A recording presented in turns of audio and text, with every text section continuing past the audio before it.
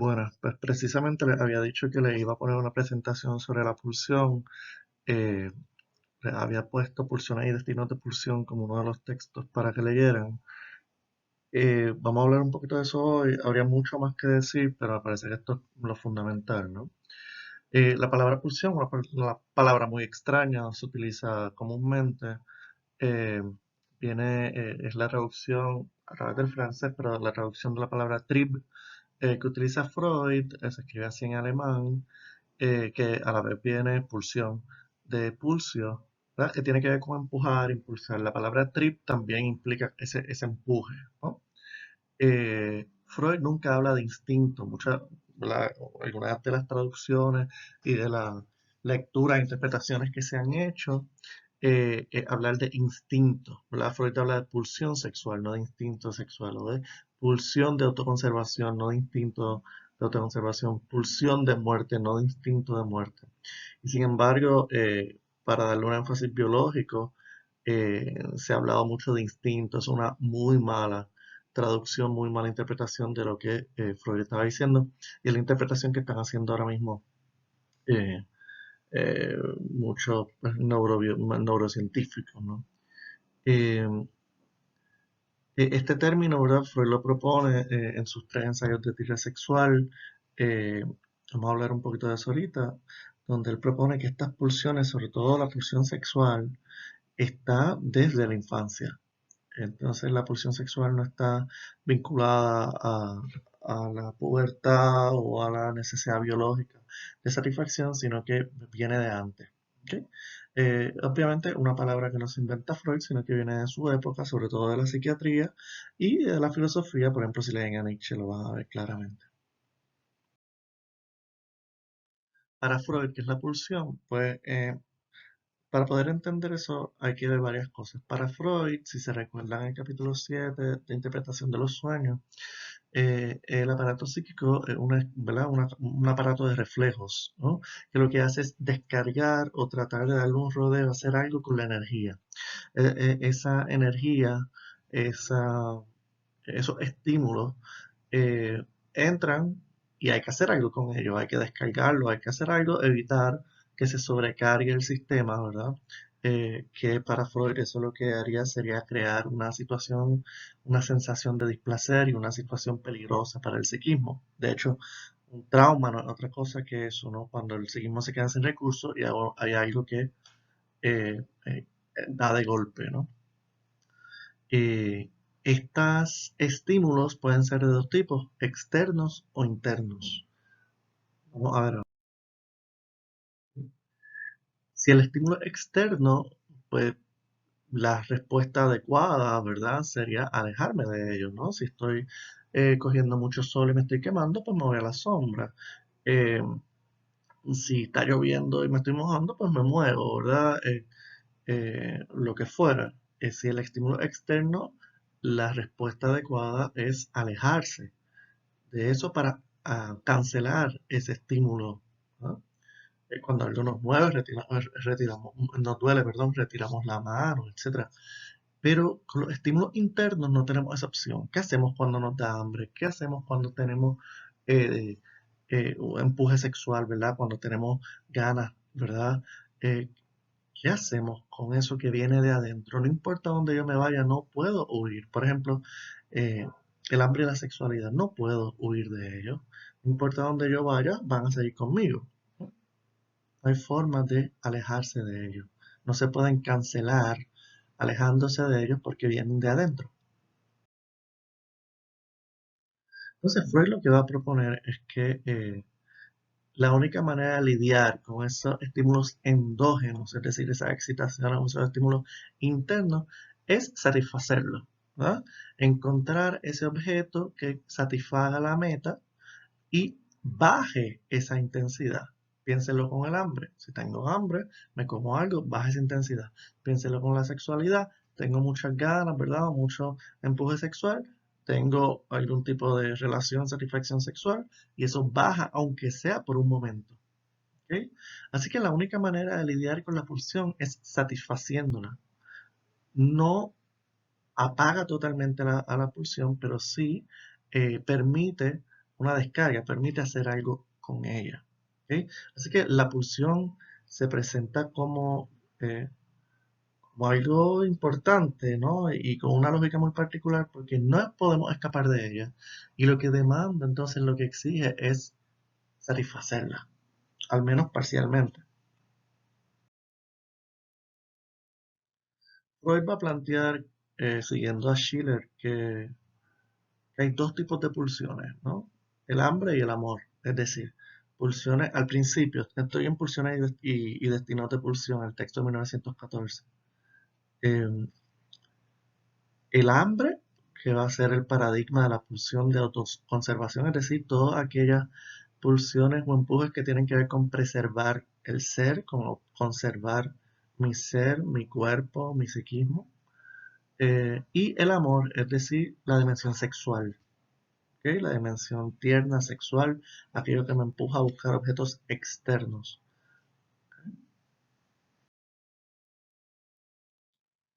Para Freud, la pulsión va a ser un concepto importante porque no es el cuerpo como tal, sino que va a ser un concepto fronterizo entre el cuerpo y el psiquismo, porque tiene una fuerza, proviene, ¿verdad?, de la relación entre el cuerpo y la mente, pero está ahí un poco entre ellos, ¿no? Freud va a decir que la pulsión se presenta como, como una medida de la exigencia de trabajo que se le impone a lo anímico por su trabazón, ¿verdad? Por su relación con lo corporal. Es decir, que la pulsión no es el cuerpo como tal, y tampoco es la mente a secas, sino que la pulsión es como en ese psiquismo hay unas exigencias que provienen por la relación con ese cuerpo, precisamente porque tenemos un cuerpo sexuado, mortal, ¿verdad? Que siente, que padece, etcétera, es que el psiquismo tiene eh, que hacer algo con eso. ¿Ok? Eh, y Freud va a decir, que es bien importante, que las pulsiones son fuerza constante, ¿verdad? Uno puede tratar de aplacar la pulsión, satisfacerla un poco, ¿verdad? Pero sobre todo la psiquiatría contemporánea lo que trata no es de lidiar con las pulsiones, sino de silenciarlas, de destruirlas, de que no existan. Y para Freud él tenía claro que eso no podía ser así, porque las pulsiones son la fuente precisamente energética, la fuente de movimiento, aquello que nos mueve, y una ausencia de pulsión sería la muerte. Sería el nivel cero de energía pulsional, el nivel cero de empuje. En el psiquismo sería la muerte tanto psíquica como física. Entonces la pulsión es fuerza constante, constant Kraft, dice Freud. Eh, Freud parece que la pulsión nunca llega a los psíquicos, sino que en el psiquismo lo que tenemos son los representantes de la pulsión. ¿Eh? Eh, la manera en que nuestro psiquismo logra hacer una imagen, un afecto, algo con eso que proviene del cuerpo y entonces lo liga a representaciones. ¿Okay? Cada vez que Freud habla de pulsión, emociones pulsionales, no está hablando de la pulsión como tal, sino de los representantes pulsionales, ¿no? Freud va a decir representantes representativos de la pulsión, ¿no? Representantes de eso que proviene del cuerpo. Porque esto es importante, porque no hay forma de que eso corporal pase al psiquismo tal cual. Hay un desfase ahí. Y sin embargo, a pesar de ese desfase, es por esa trabazón con lo corporal, es precisamente por ese impasse con lo corporal eh, que el psiquismo tiene que moverse. ¿Okay? Eh,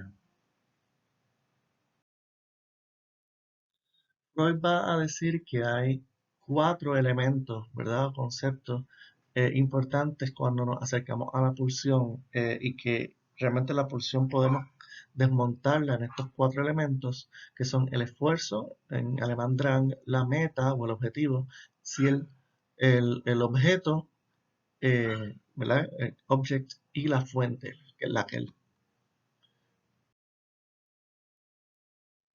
vamos primero con el esfuerzo o el drag, ¿no? El empuje. Eh, Freud va a decir aunque Lacan va a cambiar esto un poco luego, en 1960 en adelante, que la propiedad, la esencia de la pulsión realmente es el drang, el empuje, el esfuerzo, ¿no? Que es su motor, que realmente lo que vemos de la pulsión, lo que constatamos de la pulsión es su esfuerzo, ¿ok? Y todas las pulsiones, por tanto, son activas. No hay pulsiones pasivas, sino que tienen metas pasivas, ¿no? Incluso el masoquismo, que es satisfacerse en el dolor, hay que mirarlo como hacerse sufrir. Hay que pensarlo de manera activa. No es eh, simplemente sufrir, es hacerse sufrir, ponerse en posición de sufrir. El ser mirado, hacerse mirar. Es decir, la pulsión siempre es activa, nunca es pasiva porque es un empuje que busca satisfacción. ¿Ok? Eh, y bien importante, aunque a nivel de la conciencia las pulsiones no creen satisfacciones, ¿verdad? Porque hay cosas que yo no quiero hacer, que no me gustan, etcétera. A nivel del inconsciente, ¿verdad? Las pulsiones lo único que pueden producir son satisfacción. Si no producen satisfacción es porque el preconsciente o el super yo o alguna otra instancia psíquica eh, está haciendo algo con la pulsión, pero las pulsiones solamente pueden generar satisfacción.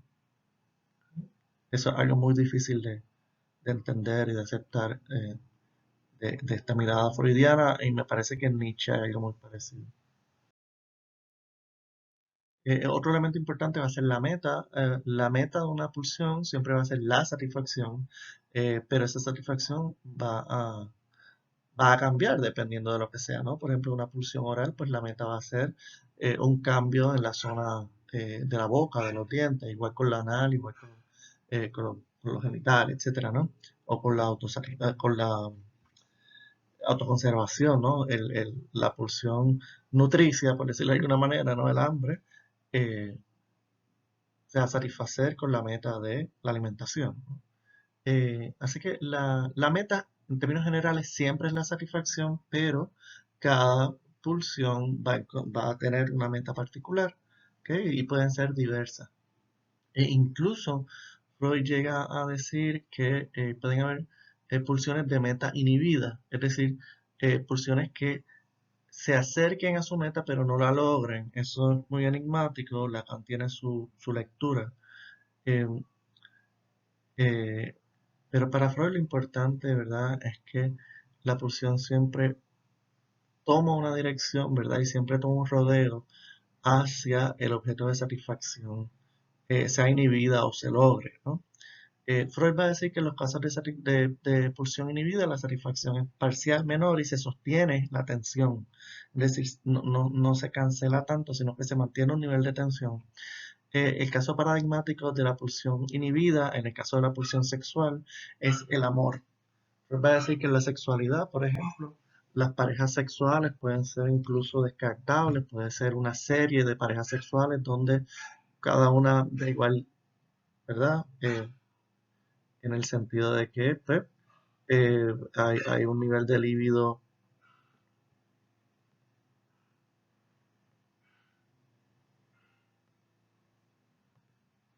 hay un nivel de líbido alto, disculpen, hay un nivel de libido alto, ¿verdad? Y encuentra el objeto para satisfacer eso. Sin embargo, después de eso se pierde el interés en la persona o, ¿verdad? Es irrelevante.